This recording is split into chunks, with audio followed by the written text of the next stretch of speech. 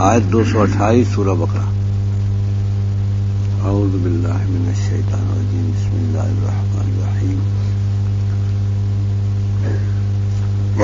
بعولتهن احق بردهن في ذلك ان ارادوا اصلاحا ولهن مثل الذي عليهن بالمعروف وللرجال عليهن درجة والله عزيز حكيم.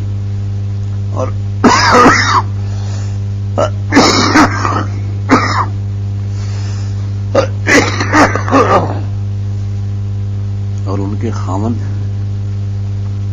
زیادہ حقدار ہیں ان کو واپس لینے کے اس بارے میں.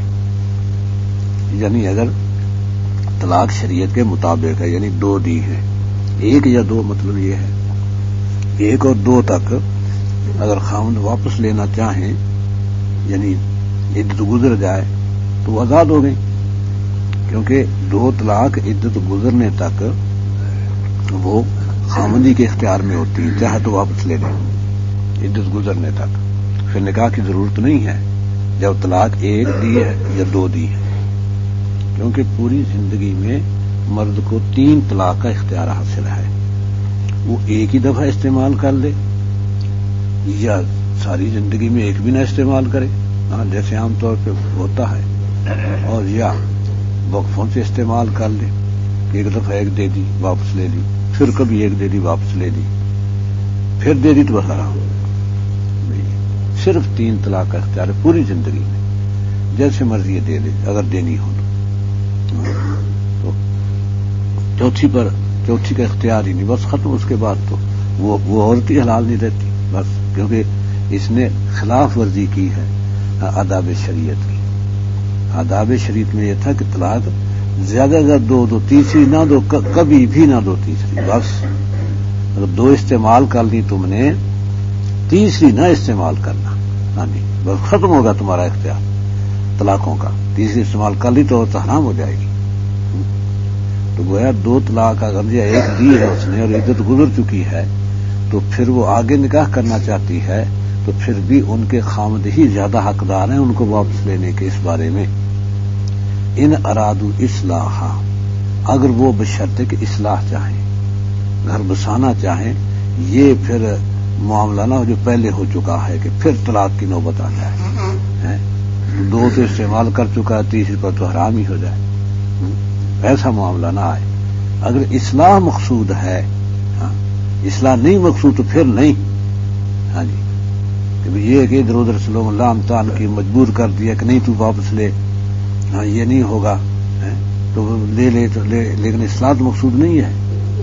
اگر اصلاح مقصود ہے کہ غلطی ہو گئی, اسے اپنی غلطی کا احساس ہو جائے کہ مجھے طلاق نہیں دینی چاہیے تھی, کم از کم جو بھی تھا طلاق نہیں دینی چاہیے تھی, تو چلو دے بیٹھا, اب ایسا نہیں ہوگا, لہذا نیت اصلاح کی ہے تو پھر حق اسی کا ہے پہلے. نہیں اگر عورت مانتی ہو الگ بات ہے, کہ عورت نہ مانے کہ نہیں میں اب اس کے ساتھ نہیں جاؤں تو ٹھیک ہے, لیکن اگر عورت بھی راضی ہو اور خاوند بھی لینا چاہتا ہے تو پھر خاوند ہی زیادہ حقدار ہے اس کا. تو پھر گھر والے رشتہ دار آڑے نہ آئیں, کیونکہ ایسا بھی ہو جاتا ہے نا کہ رشتہ دار کہیں کہ اس نے پہلے ہماری توہین کی ہے, اب نہیں ایسا ہوگا, یہ نہیں ہو سکتا کہ ہم دوبارہ اسی کو دے دیں. نہیں ایسا نہیں. اگر عورت بھی چاہتی ہے کہ میں اسی خاوند کے پاس جاؤں تو پھر ٹھیک ہے, رکاوٹ نہ بنو. خاوند ہی زیادہ حقدار ہے ان کو واپس لینے کے, اور عدت نہیں گزری پھر تو واپس لینا ان کے اختیار میں ہے. پھر حقدار کیا پھر جیسے مرضی لے, عدت نہیں گزری اگر. اور وَلَهُنَّ مِثْلُ الَّذِي عَلَيْهِنَّ, اور عورتوں کے حقوق ایسے ہی ہیں جیسے ان کے ذمے ہیں, اسی طرح ان کے لیے بھی حقوق ہیں, لیکن دونوں حقوق کی نوعیت مختلف ہے. خاوند کے پاس ہیں سرپرستی کے حقوق, اور عورت کے پاس ہیں اطاعت شیاری کے حقوق. یہ حقوق الگ الگ ہیں کہ اگر وہ اطاعت شیاری کرتی ہے تو اس کا حق ہے کہ اس کی دلجوئی کی جائے, اسے ایذا نہ پہنچنے دی جائے کسی طرح کی. مرد کو نہیں ایذا پہنچتی, اور جتنی گالیاں دے دے ایزا نہیں پہنچتی مرد کو، تو وہ غالب جو ہے وہ. اور عورت کو اگر یہ ذرا سا تانا دے گا تو اس کے دل کو تکلیف ہوگی. میں بھی تو اپنے ماں باپ کی ہوں، کیونکہ ماتحت ہے. اس لیے اس کی دل جوئی کرے. ہاں جی، اسے کسی طرح کا کوئی تانا قطعاً نہ دے کبھی بھی. ہاں جی، کسی طرح کا تانا نہ دے، وہ دیتی برداشت کرے اور اس کو نرمی سے سمجھائے. کیونکہ جیسے میں نے کل بھی بتایا تھا کہ نبی صلی اللہ علیہ وسلم نے فرمایا کہ عورت ٹیڑھی پسلی سے پیدا ہوئی ہے. اگر تم سیدھا کرنا چاہو گے تو سیدھی نہیں ہوگی، ٹوٹ جائے گی. سیدھی نہیں ہوگی، ٹوٹ جائے گی. ہاں جی، اور اگر نباہ کرنا ہے تو اس کے ٹیڑھے پن کو قبول کرنا ہوگا، برداشت کرنا ہوگا. ہاں جی، اس لیے ایسی سختی نہیں کہ میں تو سیدھا کر کے چھوڑوں گا، تیرے بات سے میں نہیں سیدھا کرنا. سیدھا کر کے تو سیدھا ہو جائے گا، وہ نہیں سیدھی ہو سکتی. میں اس کو سیدھا کر کے چھوڑوں گا، بعدوں ٹوٹ جائے گی. کیونکہ مارنے کی تو اجازت نہیں. جب کوئی صورت باقی نہ رہے، ہر طرح سمجھا لیا پیار سے، اور ناراض ہو کر بھی دیکھ لیا، سب طرح سمجھا لیا، لیکن اس کے باوجود اس کی وہ کجی بڑھتی جاتی ہے، اس کا نافرمانی بڑھتی جاتی ہے، تو بس ایک دو تھپڑ بس.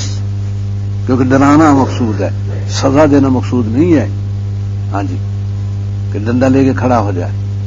ڈنڈا ہرگز نہیں مارنے کی اجازت، نہ جوتا مارنے کی اجازت ہے، نہ منہ پہ مارنے کی اجازت ہے. ایسے ایک دو تھپڑ مکے مار دیے بس. ہاں، ڈرا دیا، ڈر جائے کہ خامد زیادہ بھی مار سکتا ہے، اور ڈر جاتی ہے. ہاں، لیکن وہ پھر بھی نہیں باز آئی تو پھر یا اسی طرح نبھاؤ، نہیں تو پھر طلاق دے دو بس. پھر یہ ہے. ہاں، یہ نہیں ہے کہ روزانہ ہی پٹائی ہو رہی ہے، مار پیٹ ہو رہی ہے، یہ ہو رہا ہے، وہ ہو رہا ہے، ادھم مچ رہا ہے گھر میں. اس کی شریعت اجازت نہیں دیتی. ہاں، وہ ماں باپ چھوڑ کے آئی ہے، بہن بھائی چھوڑ کے آئی ہے، اور شریعت اس کو حقوق دے رہی ہے.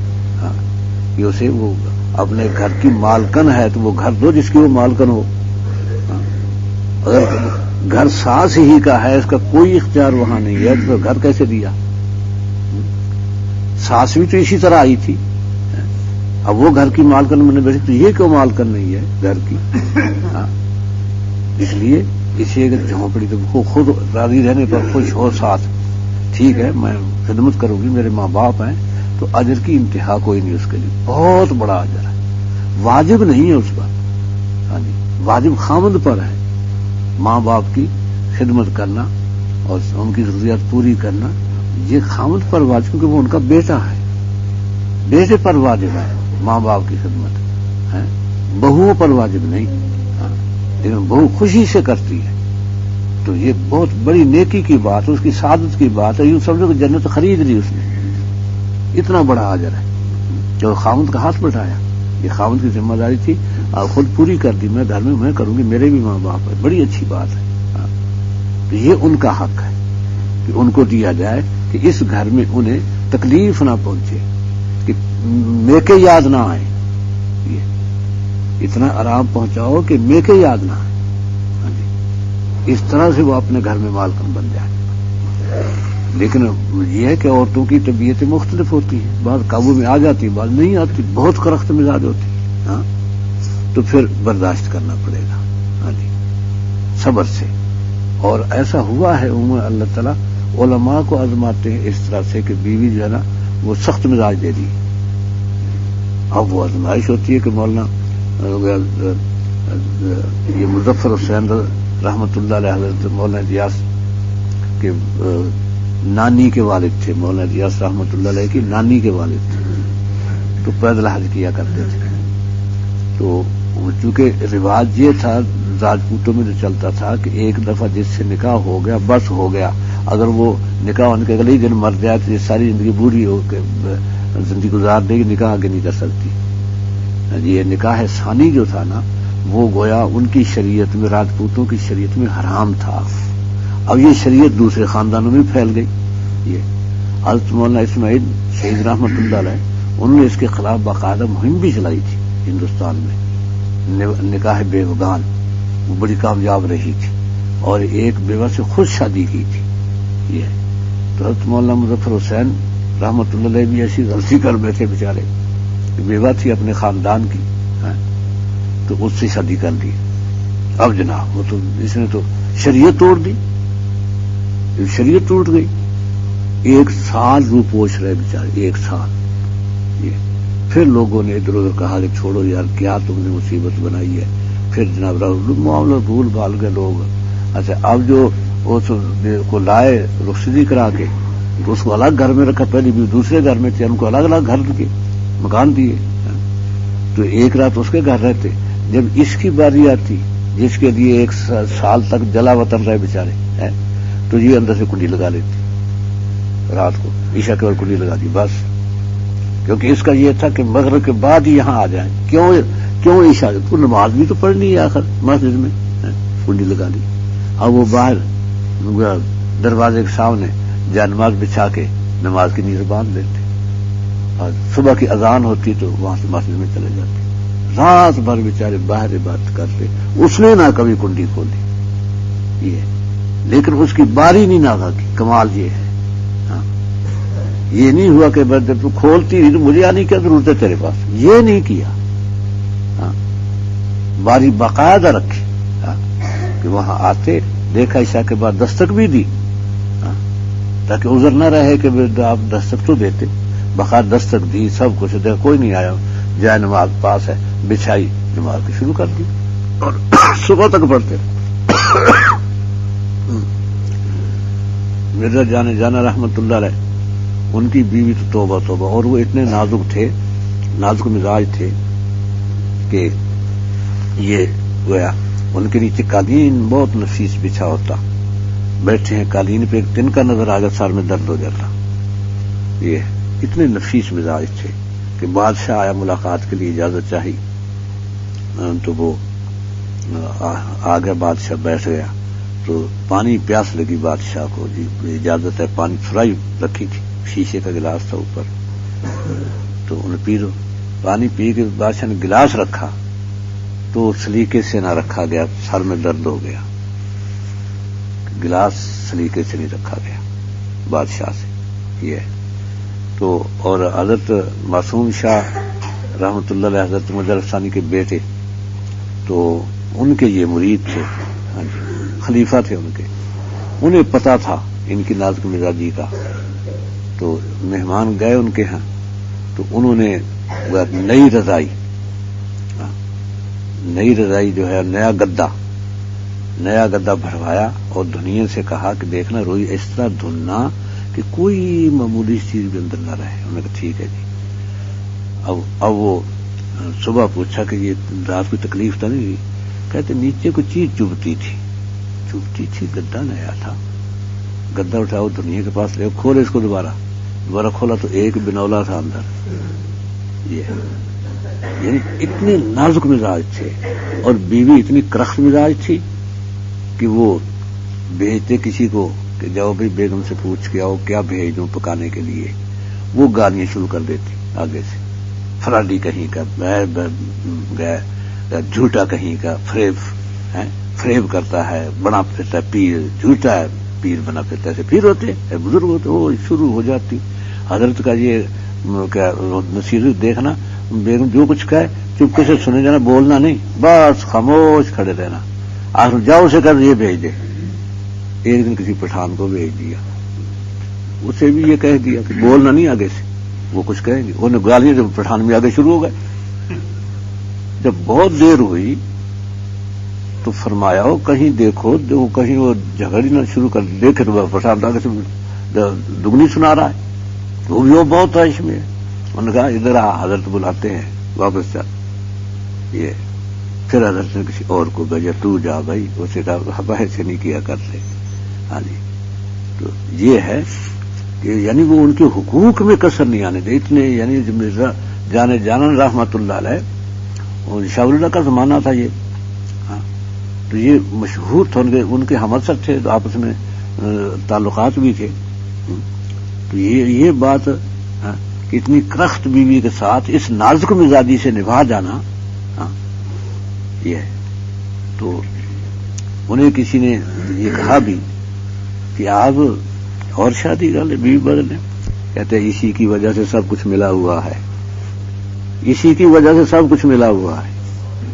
ہاں جی، کہ یہ برداشت جو ہے نا، ہاں، یہ ناگواری اور اس پر صبر، یہی اللہ کے یہاں درجات بلند کر رہا ہے.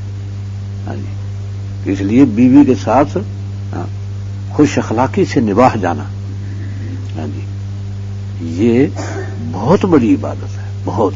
ہاں جی، خصوصاً جب کرخت مزاج ہو، تربیت ہو جاتی ہے بڑی اچھی. ہاں جی، بہترین تربیت ہوتی ہے.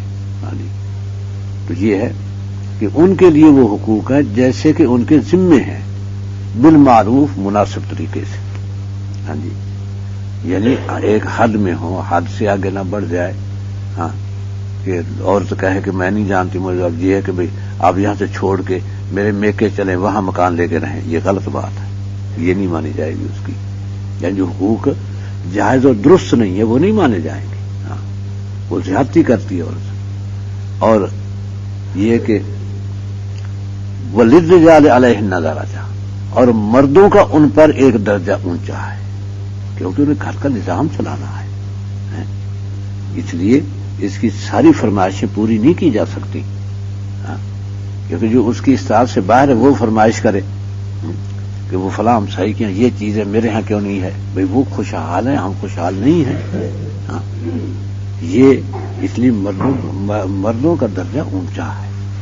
اس اونچے درجے کا خواتین کو لحاظ رکھنا چاہیے کہ مرد اوپر غالب ہے. ہاں جی، اور یہ ان کے قریش کے ہاں تو یہ تھا رواج کہ خاتون بول سکتی ہی نہیں مرد کے آگے. مرد بلائے گا تو بولے گی، جواب دے گی، مرد کوئی بات پوچھے تو جواب دے گی، ورنہ اپنے طور پر بول ہی نہیں سکتی. یہ تھا سخت رواج. اور انصار کے ہاں یہ تھا کہ عورتیں جو پنجابی عورتوں کی طرح تراک پڑاک بولتی تھی، وہ تو یہ تھا. تو جب حضرت عمر کہتے ہم مدینے آئے تو ہماری عورتوں نے بھی وہی سیکھ لی، ان والی آتے. اور نبی صلی اللہ علیہ وسلم کو انصار کا رواج پسند تھا، یہ بھی تھی بات. تو اسی سے بات بنی تھی کہ جب حضرت عمر کہتے ہیں کہ میں اپنے کسی کام میں مصروف تھا تو بیوی نے کہا کہ آپ کو یہ کام بھی تو کرنا تھا. میں نے کہا میرے کام میں دخل دیتی ہے تو تیری مجال ہے، تو وہ میرے ساتھ اس طرح بات کرتی ہے بے تکلف. اس نے کہا نسل کی بیویاں اس طرح بات کرتی ہیں، میں تو اکیلی تو نہیں، وہ بھی مارے گا. پھر تو کہتے میں تو اسی وقت اٹھا، چادر دی، بیٹی کے پاس گیا تو نسل سے بات کرتی ہے. انہوں نے کہا ہم سب کرتی ہیں، تم تو ساری گئی جہنم میں. پھر چلتے چلتے کہتے ہیں ایک کے بعد دوسرے بعد جب زینب کے پاس گیا تو زینب کہنے لگی کہ نبی صلی اللہ علیہ وسلم نہیں ہمیں سمجھا سکتے کہ تو سمجھانے نکل پڑا ہے، وہ نہیں روک سکتے ہمیں. کہتے مجھے جواب ملا، میں خیر پریشان تو ہوا. آگے خالہ آ گئی، حضرت ام سلمہ خالہ تھی. جب وہاں کہا تو ام سلمہ نے کہا عمر سن میری بات، اگر نبی صلی اللہ علیہ وسلم ہمیں روک دیں، وہ مطالبہ ہو رہا تھا اخراجات کا، اگر نبی صلی اللہ علیہ وسلم ہمیں روک دیں تو اس سے زیادہ فرما بردار اطاعت شار ہیں ہم نبی صلی اللہ علیہ وسلم کی. ہوش میں آنا چاہیے کہ تجھے نہیں پر نبی صلی اللہ علیہ وسلم روک نہیں سکتے، ہمیں روکنا چاہیں تو چلا ہے. پہلے تو اب کیا ہمارے معاملات میں دخل دینے لگا تھا، اپنے معاملات میں، اب تو نبی صلی اللہ علیہ وسلم کے معاملات میں دخل دینے لگا ہے. کہتے میرے تو ساری عقل گئی کہیں. جو کچھ یہ جب نبی صلی اللہ علیہ وسلم کو سنایا تو سن کے ہنس پڑے آپ کہ ٹھیک ہوا تیرے ساتھ، آپ ہنس پڑے. تو اس لیے یہ کہ حقوق ایک حد تک تو ہیں، ٹھیک ہے، اور تو بولے مطالبہ کرے اپنی جگہ پر درست ہے. ہاں، تو مطلب یہ تھا حضرت عمر کا کہ وہ پھر جو عادات قریش کی تھی وہ قریش کو بدل دینی پڑی. ہاں، اور انصار کی عادات جو تھی وہ اچھی تھی، نبی صلی اللہ علیہ وسلم نے وہی اپنائی تھی اپنی بیویوں کے لیے. ہاں، اس لیے وہ اختیار کرنی پڑ گئی.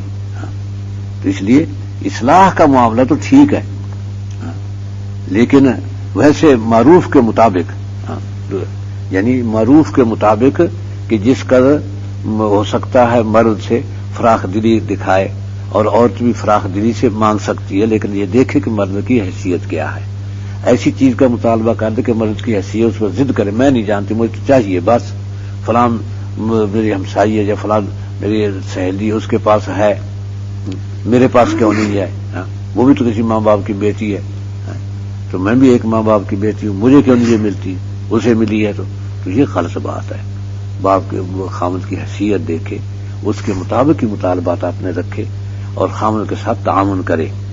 ہاں جی، واللہ عزیز حکیم، اور اللہ تعالیٰ غالب اللہ ہے، عزیز ہے اور حکیم ہے، اور حکمت کے مطابق اس کا غلبہ آتا ہے، اس کی حکمت کے مطابق۔ ہاں، کیونکہ حکمت یہ تھی کہ امریکہ 10 سال ٹکرے مار لے پہاڑوں سے، اور جن کو قتل کرنا کر لے، کیونکہ جس کی زندگی لکھی اس نے جانا ہی جانا تھا، جیسے بھی جائے۔ اب یہ حکمت تھی، لیکن غالب ہے، اور اب یہ ہے کہ بھئی کہتے کہ بھئی وہ ناک سے لکیریں نکلوا دی، چل غلبے والا غلبہ لیا پھرتا تھا۔ یا یہ تھے کہ دہشت گرد ہے، ایک دہشت گرد بھی زندہ نہیں چھوڑنا، جب تک ایک دہشت گرد دنیا میں موجود ہے ہماری جنگ رہے گی۔ آپ کہتے طالبان ہمارے دشمن نہیں، اوباما نے کبھی دشمن نہیں، ثابت کر دو اوباما نے کبھی دشمن نہیں کہا طالبان کو، آپ کہہ رہے ہیں کبھی دشمن نہیں کہا اوباما نے کہ طالبان ہمارے دشمن ہے۔ اور جن خاص آدمی جو امریکہ کو ہر صورت مطلوب ہے دنیا میں جہاں بھی ہوں ان کی فہرست تھی، اس میں سے ملا عمر کا نام خاص طور پہ نکالا گیا کہ ملا عمر نہیں۔ اور پھر کیا امریکی صدر نے ایک دفعہ باقاعدہ یہ بیان دیا کہ ملا عمر دہشت گرد نہیں ہے، اپنی قوم کا لیڈر ہے۔ ہم اس دہشت گرد نہیں کہتے کہ آپ ہوئے سیدھے یا نہیں سیدھے، کیونکہ حکیم ہے وہ۔ جب عزیز ہے تو غلبہ آپ پہ ایک حکمت سے لاتا ہے، ایسا غلبہ لایا کہ اب امریکہ کی سمجھ میں نہیں آتا کدھر جائے کیا کرے، تو ہم تو خود غلامی میں لگے ہوئے نا نیچے، اس سے اس کا کام بن رہا ہے۔ اب وہ اپنی فوجوں کے بلبوتے پر نہیں لڑ رہا، اب ہمارے بلبوتے پہ لڑ رہا ہے، ہم ساری مدد دے رہے ہیں، ہم نے اسے اجازت دے رکھی کہ ہم پر بھی حملہ کر لے تو کوئی پرواہ نہیں، کرتا رہے مارتا رہے، ہم کو مرتے رہیں گے بس۔ ضرور ہمیں نہیں روکتے کہ اتنے ذلیل کہ وہ ایک بیچاری لڑکی ڈاکٹر عافیہ، وہ پورے خاندان نے لوگوں نے بھی حکومت سے مطالبے کی، اخبار میں مطالبہ، تو مطالبہ تو کرو امریکہ سے کہ یہ اور چھوڑ، مطالبہ نہیں کیا امریکہ، انہوں نے اتنے ذلیل ہیں کہ بھئی اس بیچاری پر کیوں ظلم ہو رہا ہے، یہ ہمارے شہری ہے، اس کو رہا کر دو، نہیں کیا مطالبہ۔ اور انہوں نے 86 سال کی عمر دے کہ بس نہیں، ہاں ٹھیک ہے ہم کہیں گے اس سے، بس ہم کہیں گے امریکہ سے، اسے قانونی مدد دیں گے، اسے کیا تمہاری کیا قانونی مدد ہے، قانونی مدد دو گے تم اسے۔ یہ ہماری یہ رسوائی جو ہے نا، یہ امریکہ کو عزت دے رہی ہے۔ ہاں جی، اللہ تعالیٰ تو اس کو شکست دے چکا ہے، لیکن ہماری نیاز مندی کے درجہ ہے، ہمیں بھی تو اس کے جوتے چاٹنے ہیں۔ اس لیے یہ اللہ تعالیٰ جل شانہ عزیز ہے، اور ہم پر ہمارے گناہوں کی مصیبت ہے ساری، جو مشرف نے بڑے فخر سے لکھا، بے وقوف نے بڑا سیاستدان بنتا ہے کہ یہ 500 کہا، امریکہ کو بتا رہا تھا کہ امریکہ بھی احسان نہیں جانتا کہ 500 میں نے اپنے ہاتھ سے پکڑ پکڑ کے امریکہ کے حوالے کیے، اور 5-5 ہزار ایک ایک کا میں نے وصول کیا۔ یہ کتاب میں لکھا، کتاب میں موجود ہے اس کے، کہ 5,000 ایک ایک کا ڈالر، 5,000 ڈالر ایک ایک کا میں نے وصول کیا۔ کیسے امریکہ کہتا ہے کہ ہم نے اس کے ساتھ تعاون نہیں کیا؟ یہ اب تو یہ ہم ہی اگر اسے اپنے گھر میں تالا لگا کے بند کریں، نہ جانے دیں، تو کہاں وہ کہ جاتا ہے؟ یہ تو ہمارا تعاون، اللہ تعالیٰ ذلیل کر چکا ہے اسے، اور وہ بھاگنے کے لیے ہاتھ پاؤں مار رہا، سمجھ نہیں آتی۔ الطلاق مرتان، طلاق 2 دفعہ ہے، بس اس 2 دفعہ کے اندر فامساکم بمعروف، روکنا چاہو تو روک لو لیکن مناسب طریقے سے، کہ تم نے غلطی کی ہے، اب وہ نوبت نہیں آئے گی کہ جس سے پھر طلاق دینی پڑے۔ اس طرح گویا اپنا رویہ بدل کے، یا عورت کا قصور تھا تو اسے فرمائش کی، اسے سمجھایا کیا کہ طلاق واپس لیتا ہوں، لیکن یہ ہے کہ تو اپنا کچھ رویہ بدل لے۔ وہ بھی تیار ہو گئی، سمجھ میں آ گئی کہ طلاق کے بعد تو میں کہیں کی نہیں رہوں گی، سمجھ آ گئی، تو طلاق واپس لے لو، پھر دیے پھر واپس لے لو 2 دفعہ۔ 2 دفعہ میں فَإِمْسَاكُمْ بِمَعْرُوف، معروف طریقے سے اسے روک لینا ہے، اور تسریحٌ بِإِحْسَان، یا رخصت کر دینا ہے احسان کے ساتھ۔ طلاق ایسی نہ ہو کہ جو 2 خاندانوں کو 2 دشمن خاندان بنا دے، نہیں، وہ دوسرے خاندانوں والوں کو سمجھا کے کہ بھائی میری مجبوری ہے، یا تو اسے کہو کہ یہ اپنی یہ خرابیاں چھوڑ دے جس سے ہمارا نباہ ہو، نہیں تو میں کیا کر سکتا ہوں، اس لیے میں مجبور ہوں، میں اس کو نہیں رکھ سکتا، اور اسے بھی کہے کہ بھائی محسوس نہ کرنا، جو نباہ ہو گیا اب تک ہو گیا، اچھا ہے، اور اس کو خاصا تحفے تحائف دے کے اچھے اس کو جو ہے نا رخصت کرے، تاکہ دونوں خاندانوں میں پھر تعلق باقی رہے۔ ہاں جی، اس طرح اسے رخصت کرے۔ تسریح بإحسان، کیونکہ شادیاں اس لیے ہوتی ہیں کہ خاندانوں کو جوڑا جائے، خاندان بنے، کیونکہ خاندان بہت بڑی نعمت ہے۔ اللہ جب عقل نہ دے تو کمیونزم میں خاندان ہی سب سے بڑی مصیبت ہے جو ترقی میں رکاوٹ ہے۔ خاندان ختم کرو، انہوں نے خاندان ختم کیے، کوئی خاندان نہیں، بس اس لیے وہ میرے ساتھ باتیں ہوتی تھی کہ جی آپ ذرا یہ بتائیں کہ ماں، بہن، بیوی، تینوں عورتیں تو کیا فرق ہے؟ یہ کیا ایک حرام ہے، یہ جائز ہے، یہ نہیں جائز، یہ حرام ہے؟ ماں بھی عورت ہے، بیوی بھی عورت ہے، بہن بھی عورت ہے، کیا فرق ہے؟ اب یہ کیونکہ پھر خاندان بس کچھ نہیں، عورت مرد بس اکٹھے جانوروں کی طرف پھرتے ہیں۔ اب اس کا نتیجہ کیا ہوا کہ بچہ لے جاتے تھے تربیت گاہ میں، کیونکہ دو کمرے دیے ہوئے سڑک کے کنارے، ایک میں بیوی رہتی، ایک میں خامند، اور دونوں آزاد بھی ہیں۔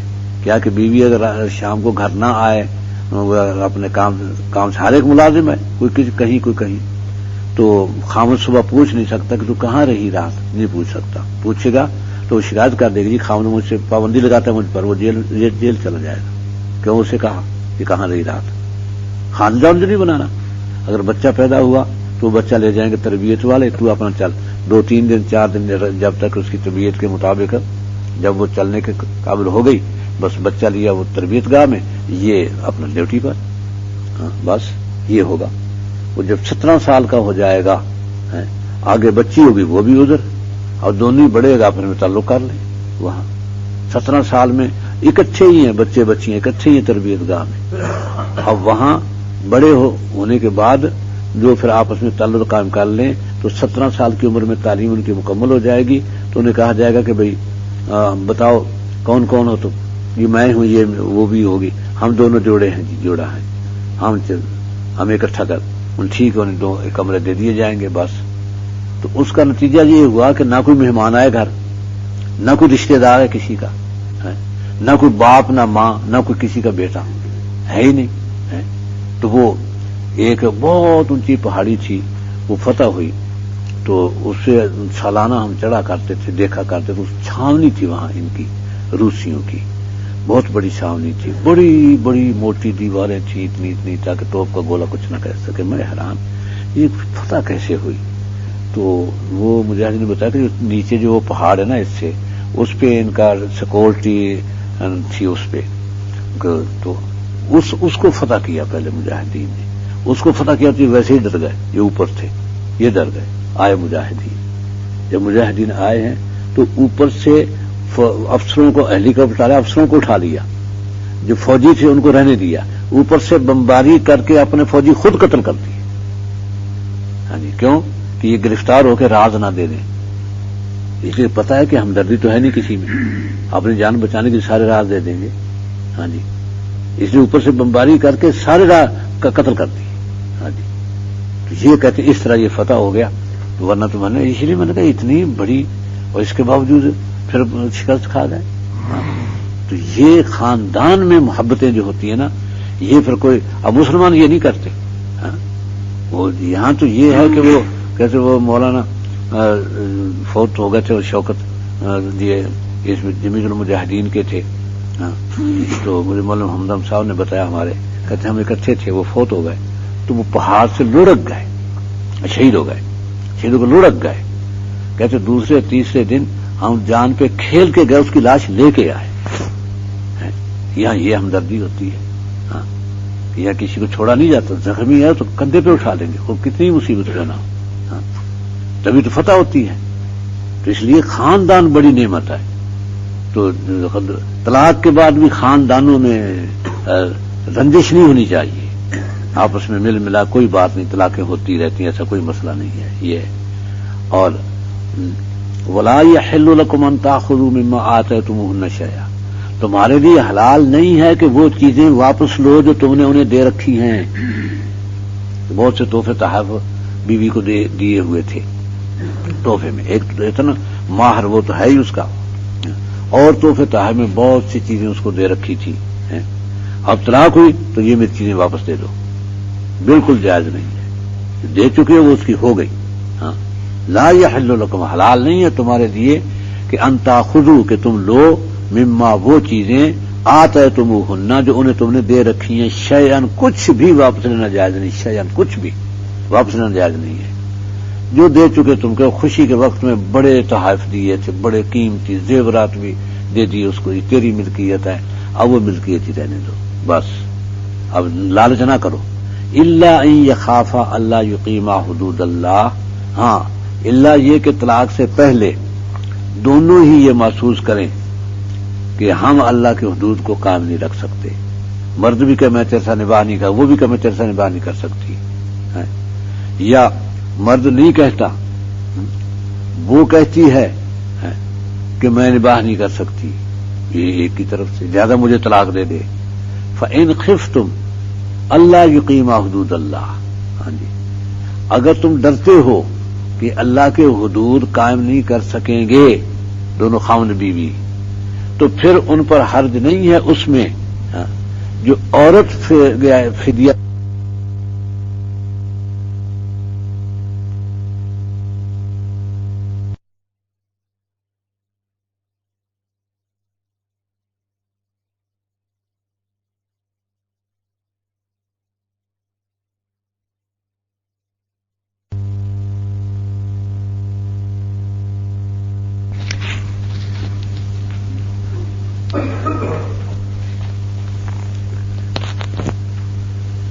آیت 229 سورہ بقرہ. اعوذ باللہ من الشیطان الرجیم، بسم اللہ الرحمن الرحیم.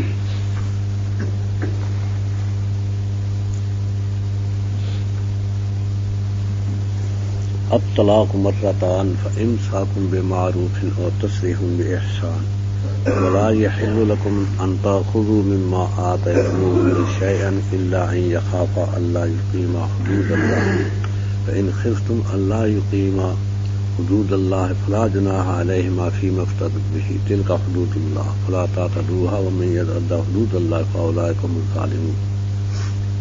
طلاق دو بار ہے، اس دو بار میں یا تو اسے روک لینا ہے، بن رجوع کر لو، عدت نہ گزرنے دو.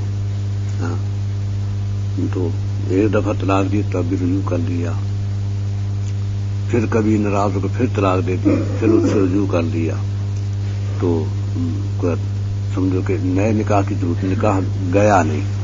ان دو طلاقوں میں نکاح ختم نہیں ہوتا، عدت گزرنے پر ختم ہوتا ہے.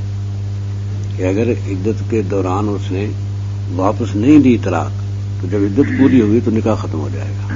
ہاں جی اگر پہلے کا طلاق دے دی ہاں تو ختم ہونے کے بعد پھر دوبارہ ہو سکتا ہے عدت گزرنے کے بعد.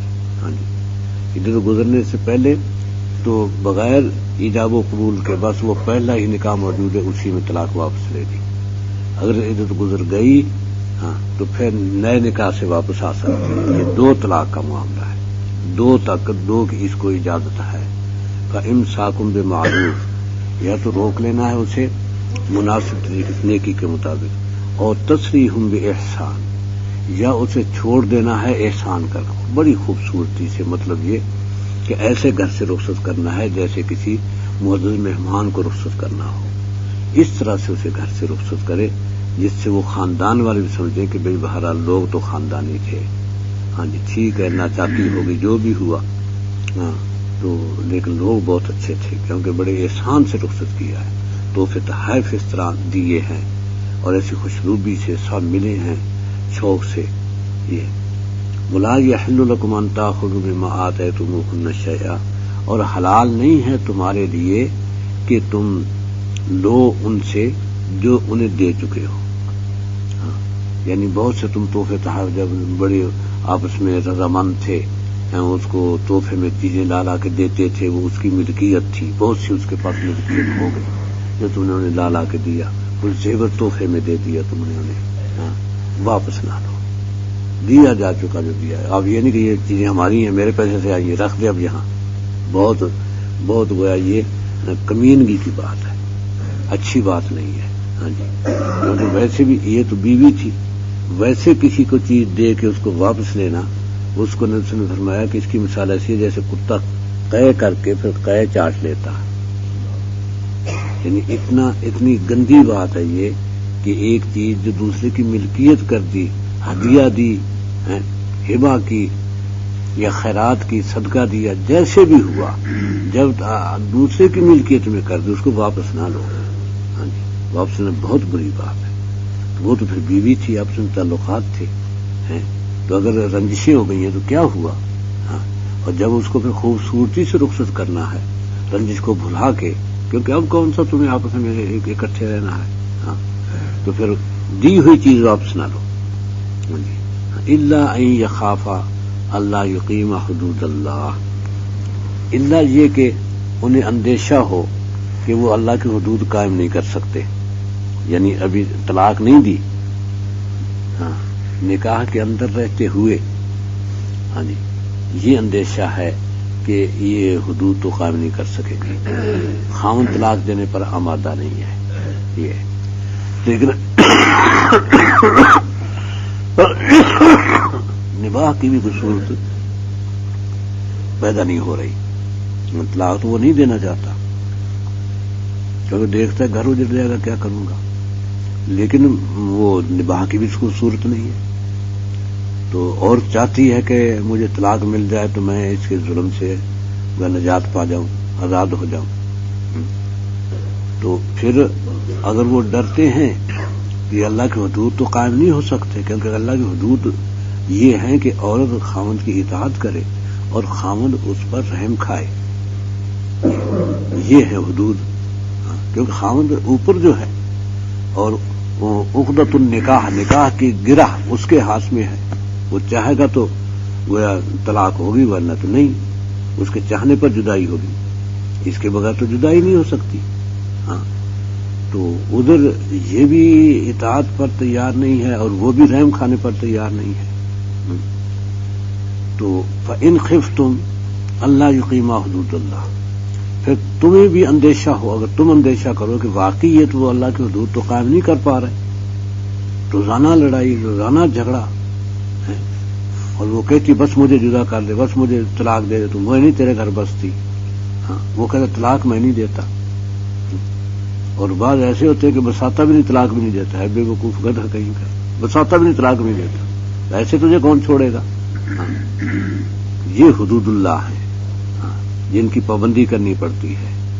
تو اگر حدود اللہ قائم نہیں کر سکتے یہ دونوں، تو بیوی ہر صورت اس سے جان چھڑانا ہی چاہتی ہے، تو فلا جناح علیہما فی ما افتدت بہ. ہاں جی، تو پھر کوئی حرج نہیں اس بات میں کہ جو بیوی معاوضہ ادا کر دے، یہ لے لے مجھ سے، مثلا مار دے دے، مار لے میں دیتی ہوں تیرا.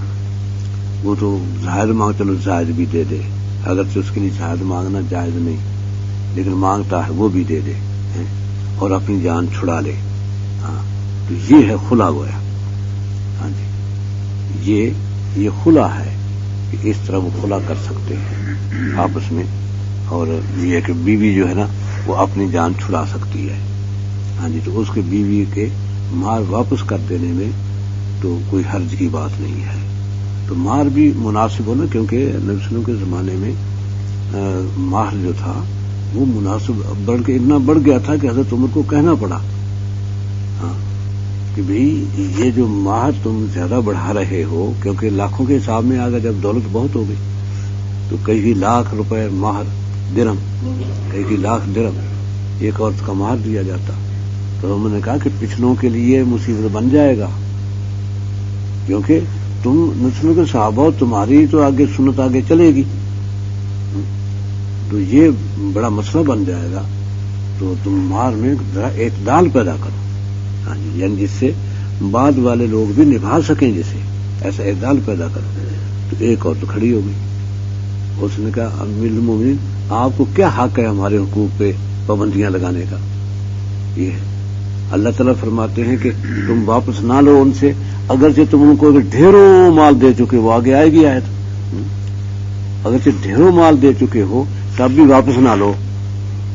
تو آپ کون پابندی لگانے والے؟ چپ ہو گئے. کہنے لگا کہ عورت زیادہ سمجھدار ہے عمر سے. عورت ٹھیک کہتی ہے، عمر غلط کہتا ہے، کیونکہ اس نے حوالہ بھی قرآن کا دے دیا. تو اور وہ کہنے لگے عمر تو عجیب ہے، تو اسے تو عورت ہی سمجھدار نہیں تھی. یہ بڑے مجمع میں اقرار ہے. ہاں جی، حالانکہ عمر تھا. ہاں جی، اس کی وہ اور جو کہہ رہے تھے بالکل ٹھیک کہہ رہے تھے، درست کہہ رہے تھے. ہاں یہ ٹھیک ہے، عورت کا تو ہے، لیکن یہ کہ مردوں کا بھی تو دیکھنا ہے کہ ایسا نہ کہ بعد والی نسلیں مصیبت میں پڑ جائیں. ہاں لیکن پھر رفتہ رفتہ وہ یہ ہو گیا کہ وہ 32 ہی مقرر ہو گئے. یہ بھی جہالت تھی. اب جا کے وہ 32 سے کہیں جان چھوٹی ہے، جب روپیہ ہی نہ رہا، سرے سے ہے ہی نہیں کچھ. 5 روپے بھی بچے نہیں دیتے، تو 32 کی کیا حیثیت ہے؟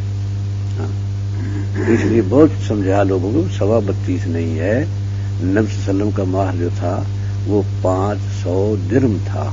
ہاں جی، جو عموماً آپ دیتے تھے. ہاں جی، 500 درم. اور وہ تولا گیا تو 52.5 تولہ چاندی بنتی ہے. آج کے حساب سے گویا 5,500 روپے بنتے ہیں ہمارے. 5,500 روپے نبی صلی اللہ علیہ وسلم کا. ہاں وہ شرع محمدی جس کو کہتے ہو 5,500 ہے. لگاؤ. لیکن ایک نکاح آپ نے کیا جس میں آپ نے 10 درم مہر دیے. ہاں جی، جس سے یہ مسئلہ بتانا تھا عملاً کہ کسی کے پاس کچھ بھی نہ ہو تو اس سے کم نہیں ہو سکتا. 10 درم. 10 درم بھی آج تقریباً 3,000 بنتے ہیں آج تو 10 درم بھی. ہاں تو آج یہ غریب کے لیے واقعہ 3,000-3,500 بھی کافی ہے. بہت زیادہ ہے غریب کے لیے. تو کوئی اتنا بھی آج تو کسی کے پاس نہیں ہوتا، اس لیے تنگ دستیاں ہیں. ہاں تو اس لیے کم از کم بھی بتا دیا کہ کم از کم جو استطاعت میں ہو تو وہ یہ ہے.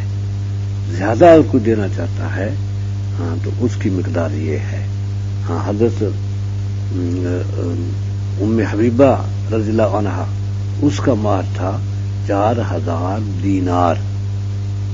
یہ تھا اور وہ ادا کیا تھا نجاشی نے، بادشاہ نے. ہاں جی، کہ جب پیغام آیا نبی صلی اللہ علیہ وسلم کا نجاشی کے نام کہ ام حبیبہ سے میں آپ کو اپنا ولی بناتا ہوں، اپنا وکیل بناتا ہوں، ولی کہ ام حبیبہ سے میرا نکاح کر دیں. اس نے اپنی خادمہ کو بھیجا. یہ ابرہ اس کا نام تھا کہ جاؤ خوشخبری دے دو ام حبیبہ کو. وہ گئی. وہ کہتی ہوں خوشخبری لے کے آئی. کیا خوشخبری؟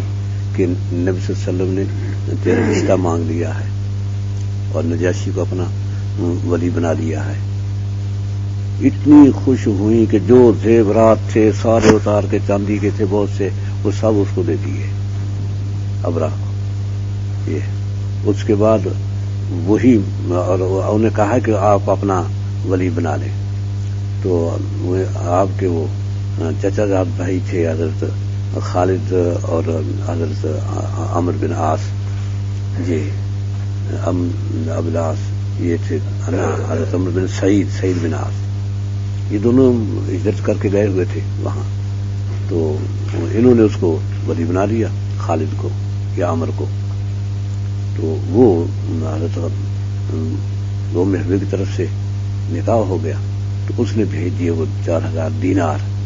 اس نے لا کے وہی ابرہ آئی اور اس نے ان کے گڑی میں ڈال دیے، سارے اس کو دے دیے، سارے 4,000 دینار خوشی میں. جا لے جا. کیا سخاوت تھی، کمال ہے. اور آج کے کروڑوں بنتے ہیں، کروڑوں سب اس کو دے دیے، کیونکہ دینار سونے کا ہوتا تھا. اگلے دن وہ واپس لے آئی. وہ پہلا بھی دو، کیوں کہ وہ بادشاہ کہتے کہ بالکل نہیں لینا، ایک پائی نہیں لینی. ہاں جی، اس لیے میں واپس دوں گی. وہ اس میں اور جگہ اپنے پاس نہیں رکھے, غریب سب صدقہ کر دیا. ہاں جی, رکھا کچھ نہیں, یہ کہ میں دے چکی بس, اب نہیں دیتی. ہاں, یہ زیادہ سے زیادہ مہر تھا. گویا اب تو ام حبیبہ کے ماہ نے یہ بتایا کہ بڑے بڑے دولت مند اگر لاکھوں کے حساب سے مہر دینا چاہیں دے سکتے ہیں, ٹھیک, یہ الگ بات ہے. ہاں, لیکن اعتدال میں جو ہے نا مہر وہ ہے جو آپ کا معمول رہا کہ عموماً 500 درہم, یہ مہر ہوتا تھا آپ کا. اور یہی حضرت مریم نہ کہ اپنا حضرت فاطمہ رضی اللہ عنہا کا مہر تھا. ہاں جی, یہ مہر ہوتا تھا. اور یہ ہے کہ یہ تو یتراجع فاولئک هم الظالمون ومن یتعدی حدود اللہ تلک حدود اللہ, یہ اللہ کے حدود ہیں. فلا تعتدوها, ان کو نہ پھلانگنا, ان حدود سے آگے نہ بڑھنا, ان سے تجاوز نہ کرنا. اور جو تجاوز کرے گا اللہ کی حدود سے فاولئک هم الظالمون, تو وہی لوگ ظالم ہیں. کیونکہ یہ گویا نطفہ کا پاک ہونا, نسل کا صحیح ہونا, یہ بہت بڑی برکات رکھتا ہے آگے زندگی میں. ہاں جی, اگر گویا یہ حرام زادے پیدا ہونے لگ جائیں تو پھر ان کا اثر وہی ہوتا ہے جو روس کا ہوا اور امریکہ کا ہو رہا ہے. ہاں جی, اس لیے وہ نسل میں برکتیں نہیں رہتی باقی. ہاں جی, اس لیے نسل پاک رہتی ہے, برکات رہتی ہے اس میں, اور اس کا اثر پڑتا ہے آگے روحانی زندگی پر اثر پڑتا ہے اس کا. ہاں جی, اس لیے ان کو تلک حدود اللہ, یہ اللہ کے حدود ہے. اس میں ایسا نہ ہو کہ تم کہیں حرام کاری میں پڑ جاؤ. ہاں, اس لیے بہت احتیاط کرو. تلک حدود اللہ, یہ اللہ کے حدود ہیں. ومن یتعدی حدود اللہ, جو اللہ کے حدود سے تجاوز کرتا ہے فاولئک هم الظالمون, تو وہ ہیں ظالم. اب یہ 2 طلاق کا معاملہ ہو چکا کہ 2 طلاق میں یہ ہے.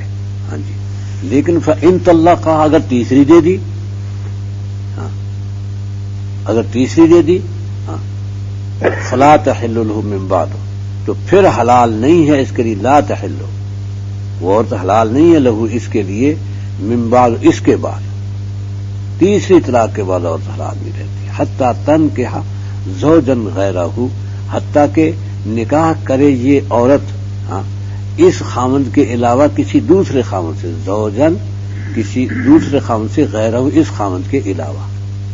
ہاں, یعنی ان 3 طلاق کی عدت گزر جائے. عدت گزرنے کے بعد ہاں, پھر وہ کسی اور خامند سے نکاح کرے. ہاں, اب وہ خامند کبھی نہ ان میں ناچاکی ہو جائے, نہیں بات بنی, فإن طلقها, پھر وہ خامند اگر طلاق دے دے, ہاں جی, تو پھر اس کو اثر نو وہ عام عورتوں جیسی ہو جائے گی کہ جس کے بعد 3 طلاق کا حق ملتا ہے.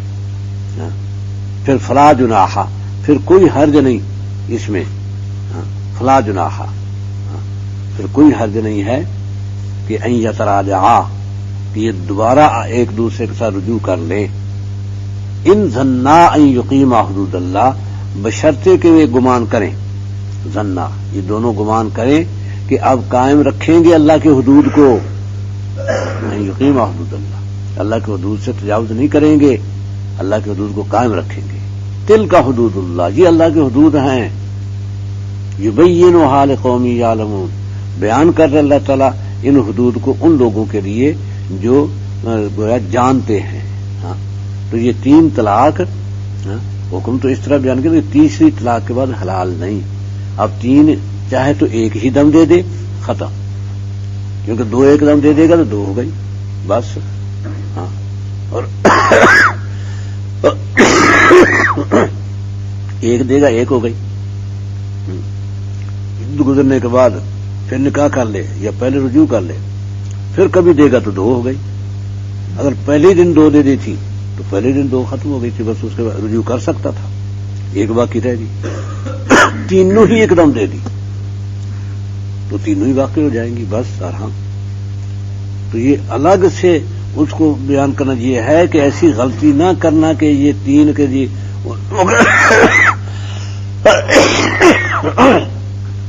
کہ 3 طلاق کے بغیر طلاق ہی نہیں ہوتی، 3 دفعہ دینی پڑتی ہے، یہ جہالت ہے۔ طلاق یہ کہ بھی 2 مرتان 2 بار ہے، یعنی اختیار اس کو جو ہے، تیسری میں اس نے تجاوز کیا شریعت کے حدود سے یا شریعت کے آداب سے، اس لیے حرام کر دی۔ اگر ایک دم دے دیے، حضرت رکانہ صحابی تھے، انہوں نے اپنی بیوی کو 3 طلاق دے دی، وہ نبی صلی اللہ علیہ وسلم کے پاس آئے تو اس کو وہ پکی طلاق کہتے، بتہ، پکی طلاق، تو یا رسول اللہ میں نے اپنی بیوی کو طلاق بتہ دے دی، پکی طلاق دے دی، اور لیکن میری نیت پکی طلاق دینے کی نہیں تھی، نیت 1 طلاق دینے کی تھی۔ آپ نے فرمایا تو واقعی تیری نیت 1 طلاق دینے کی تھی؟ اس نے کہا میں واقعی میری نیت 1 طلاق دینے کی تھی۔ آپ نے پھر پوچھا ہے کہ واقعتاً تیری نیت 1 طلاق دینے کی تھی؟ کہ بالکل میری 1 طلاق دینے کی تھی۔ تیسری بار پھر پوچھا ہے تیری نیت واقعی 1 طلاق دینے کی تھی؟ واقعی 1 طلاق، ایک ہی ہوئی ہے، یہ ایک ہی ہوئی ہے۔ اب یہ ایک ہی واقعہ ہے اور کوئی واقعہ نہیں ہے، اور بھی ایسے شاید ممکن ہے کسی سے ایسا سردرد ہوا ہو۔ بہرحال حضرت عمر صدیق کے زمانے میں کوئی طلاق ایسا واقعہ، کیونکہ 2.5 سال تک ان کی خلافت تھی، وفات پا گئے۔ حضرت عمر کا زمانہ لمبا تھا، شریعت کے احکام قوانین حضرت عمر ہی کے زمانے میں مرتب ہوئے ہیں۔ وہاں ایک شخص آیا کہ جی میں نے اپنی بیوی کو 3 طلاق دی ہے، نیت 1 کی تھی، اور میں بات یہ ہے کہ نبی کریم صلی اللہ علیہ وسلم پر آتی تھی وحی، اگر کوئی 3 دے کے کہے گا میری نیت 1 کی تھی تو فوراً وحی آ جائے گی جھوٹ بولتا ہے۔ اس لیے اگر آپ اسے قبول کرتے ہیں کہ اس کی نیت 1 کی تھی تو 1 ہی نیت تھی، نیت ٹھیک تھی اس کی، تبھی آپ نے قبول فرمائی، ورنہ وحی آ جاتی۔ اب ہم پر تو وحی نہیں آئے گی۔ کوئی شخص 3 طلاق دے اور پھر پچھتائے تو کہ میں کہہ دیتا ہوں کہ 1 ہی دی تھی، ہمیں کیا پتا کہ اس کی نیت کیا تھی، ہم تو نہیں جانتے۔ اللہ کے نبی پہ تو وحی آتی، وحی کے ذریعے معلوم ہو جائے گی نیت، اس لیے جو 3 طلاق دے گا ہم 3 ہی نافذ کریں گے۔ یہ حضرت عمر کا فیصلہ ہے۔ اب یہ غیر مقلد حضرات فرماتے ہیں کہ عمر کون ہوتے ہیں؟ عمر کون ہوتے ہیں؟ ہم تو 1 ہی گنیں گے بھئی، 1 تو نبی صلی اللہ علیہ وسلم نے اس سے بار بار تیری واقعی نیت 1 تھی، نیت پوچھتے ہیں، تم پوچھتے ہو نیت؟ تم تو مطلق نے فتویٰ دے دیا کہ 3 دے گا تو 1 ہوگی، بس مطلق شریعت ہی بنا دی تم نے۔ نبی صلی اللہ علیہ وسلم تو پوچھ رہے ہیں اس سے رکانا سے کہ واقعی تیری نیت 1 طلاق دینے کی، پھر آپ کہتے ہو وہی آتی تھی۔ اور عمر کون ہوتے ہیں؟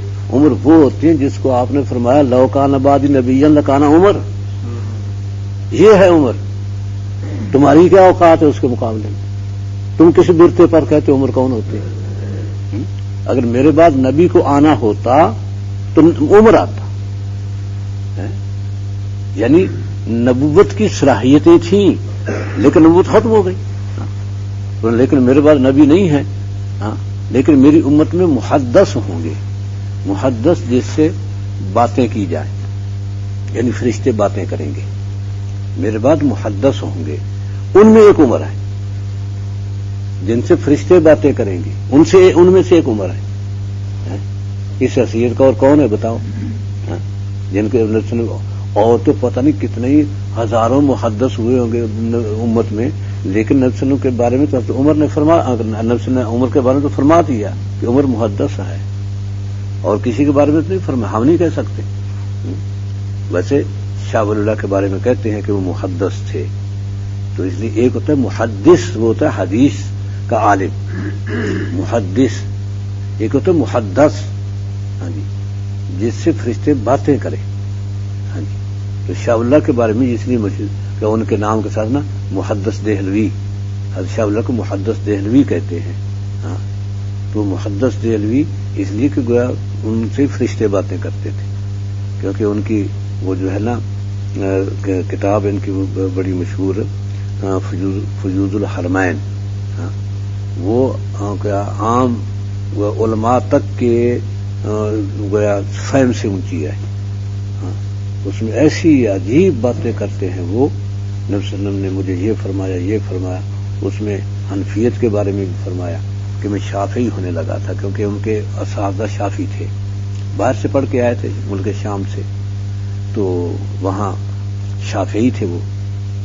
تو وہ فرمانے لگے کہ میرے استاد سے شافعی. تو میں نے کہا کہ میں حنفی ہوں, مذہب امام شافعی کا ترجیح ہے اس کو. تو میں نے کہا اپنے استاد کو خوشخبری دے دوں کہ میں شافعی ہو گیا ہوں. تو میں گیا استاد کے پاس کہ جی میں شافعی ہو گیا ہوں. کہتے کیوں؟ میں نے کہا جی ان کا جو ہے نا وہ مسلک جو ہے نا ہر لحاظ سے سنت کے زیادہ اقرب ہے حنفیت سے.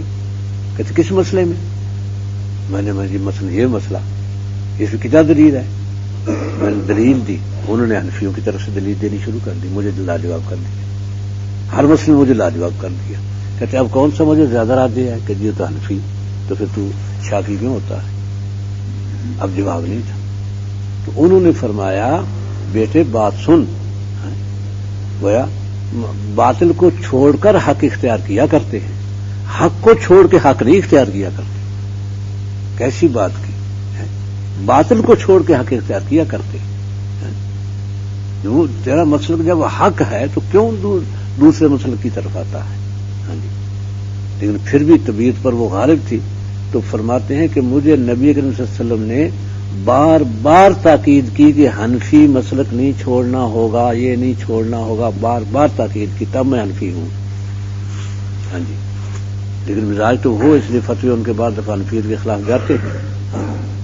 مزاج چونکہ استاد پڑھا تو انہی سے ہے, لیکن آپ دعویٰ کرتے ہیں کہ میں حنفی ہوں کیونکہ نبی صلی اللہ علیہ وسلم نے حکم دیا ہے مجھے کہ حنفی ہی رہنا ہے. ہاں جی. اس لیے کہ آج کے جدید حالات ہیں, ان کا حل حنفیت میں ملتا ہے, باقی کسی مسئلے کا نہیں ملتا. حنفیت میں کیونکہ امام حنیفہ کی جو مجلس تھی قانون کی 40 افراد پر مشتمل تھی, وہ مجلس قانون کی مجلس ہے, سب محدثین ہوتے تھے اور مفسرین ہوتے تھے. ہاں جی.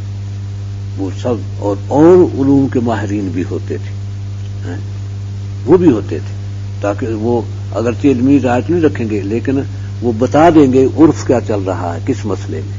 ہاں جی. اسے کیسے حل کیا جائے. اس لیے وہ ماہرین دوسرے معاملات کے, تعمیرات کے, تجارت کے, زمینداری کاشتکاری کے, یہ ماہرین بھی ہوتے تھے.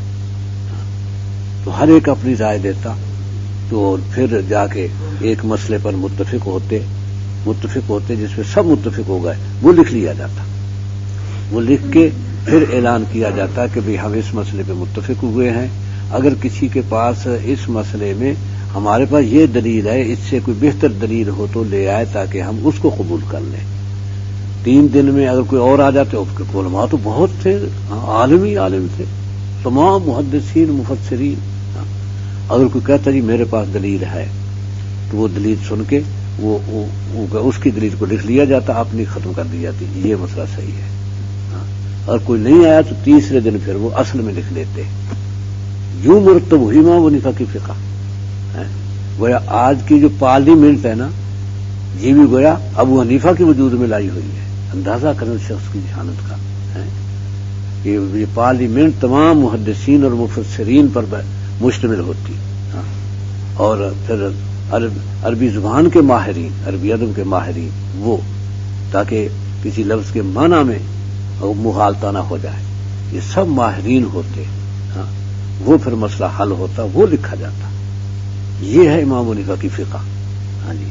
اس میں فقیہ مشہور ہوئے, حالانکہ بہت بڑے محدث تھے, لیکن مشہور وہ فقیہ ہوئے کیونکہ فقیہ ان کے مقابلے کا نہیں تھا. امام شافعی رحمۃ اللہ نے فرمایا کہ لوگ امام حنیفہ کے سامنے فقہ میں بچے ہیں. ہاں جی. اب فقہ کیا ہے؟ تو نبی صلی اللہ علیہ وسلم نے فرمایا کہ من یرد اللہ بہ خیرا یفقہہ فی الدین, اللہ جس کے ساتھ بھلائی کا ارادہ کرتے ہیں اسے دین میں فقیہ بنا دیتے ہیں. ہاں, یہ ہے فقہ. ہاں جی. اور اس لیے یؤتی الحکمۃ من یشاء, قرآن میں آتا ہے ومن یؤت الحکمۃ فقد اوتی خیرا کثیرا. اللہ تعالیٰ حکمت جس کو چاہتے ہیں دیتے ہیں، جس کو حکمت عطا ہو گئی اس کو بہت بڑی بھلائی مل گئی۔ تو یہاں حکمت کی تفسیر جو نا علماء فقہ سے کرتے ہیں کہ دین میں تفقہ، فقہ اللہ تعالیٰ عطا فرما دیتے ہیں، سمجھ۔ اس میں حضرت عمر کی کوئی مثال نہیں تھی، اس تیزی سے سمجھتے تھے۔ تو ایک ہی مثال کہ نبی صلی اللہ علیہ وسلم اٹھ گئے صحابہ میں سے، تو باغ میں چلے گئے، وہاں جا کے آپ باغ والے تھے، ساتھی تھے، تو وہاں بیٹھ گئے آپ، تو صحابہ گھبرا گئے کہ بہت دیر ہو گئی آپ کو گئے ہوئے ہیں۔ ابو ہریرہ کہتے سب سے پہلے گھبرانے والا میں ہی تھا۔ میں اٹھا، میں نے کہا اتنی دیر نبی صلی اللہ علیہ وسلم نہیں آئے، کہ ہاں دیکھنا ہے بھائی۔ لوگ اٹھے، میں پہلے چل پڑا، آگے میں آیا، باغ میں چاروں طرف گھوما، دروازہ ہی نہیں، میں اتنا گھبرایا ہوا تھا پتہ نہیں چلا دروازہ کہاں ہے۔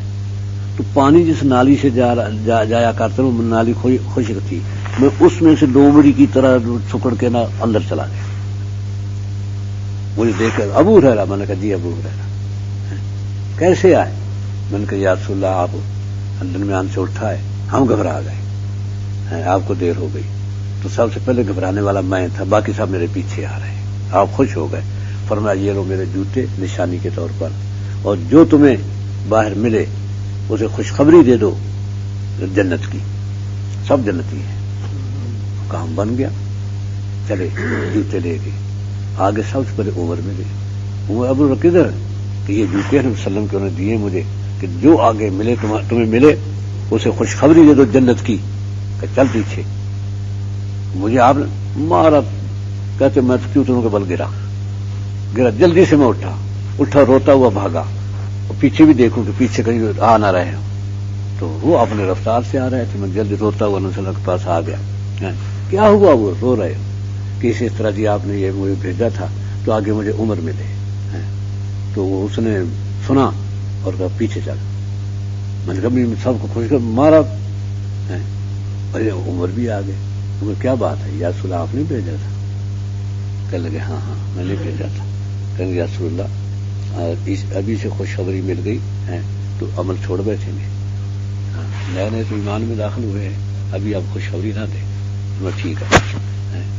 اب اس پہ بڑی الجھن ہے کہ نبی صلی اللہ علیہ وسلم کا فرمان ٹھکرا دیا عمر نے۔ فرمان نہیں ٹھکرایا، ابو ہریرہ کو جس کام کے لیے بھیجا تھا وہ ہو گیا۔ عمر سمجھ گئے فوراً کہ جو تجھے ملے اسے خوشخبری دے دے۔ ملے عمر، خوشخبری دے دی، فرمان تو پورا ہو گیا۔ اب آگے جانے یہ تو نہیں کہا سب کو دے دے ایک ایک کو، یہ تو نہیں کہا تھا، یہ کہا تھا جو ملے اسے خوشخبری دے دے۔